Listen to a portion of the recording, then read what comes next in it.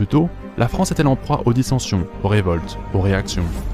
En réalité, le grand chantier orchestré par la Révolution provoque des divisions profondes et la situation reste tendue, très tendue dans le royaume, qui donne l'impression d'être au bord de la guerre civile.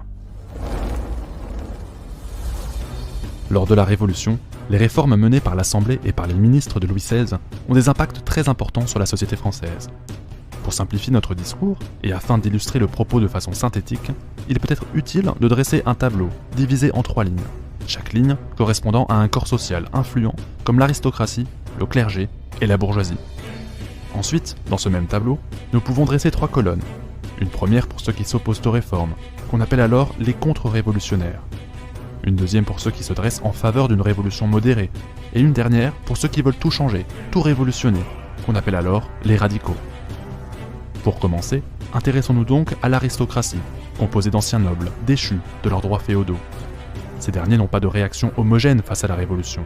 Certains fuient tout simplement la France, on les appelle alors les émigrés. D'autres en revanche acceptent et encouragent des réformes vers une monarchie constitutionnelle, comme Lafayette. Ensuite, du côté des clercs, ceux qui soutiennent la Révolution sont appelés les assermentés, car ils ont prêté serment à la constitution civile du clergé qui réorganise les paroisses de France. Mais certains s'offusquent, refusent de signer, appellent à la désobéissance, à l'insurrection. On les appelle alors le clergé réfractaire. C'est ce groupe-là qui génère le plus de réactions dans la population. Certains sont littéralement passés à tabac par les révolutionnaires. À Avignon, par exemple, les réfractaires sont massacrés en pleine rue, dans un véritable bain de sang. D'autres sont défendus par leurs fidèles, comme à Vannes, en 1791, où il faut une intervention de la troupe pour tempérer les paysans qui menacent de tout brûler si la constitution civile entre en vigueur dans leur paroisse. Quant aux bourgeois, ils sont dans leur immense majorité des partisans de la Révolution. Mais là encore, ils n'ont pas de vision unanime. Certains sont des modérés, on les dénomme alors la plaine.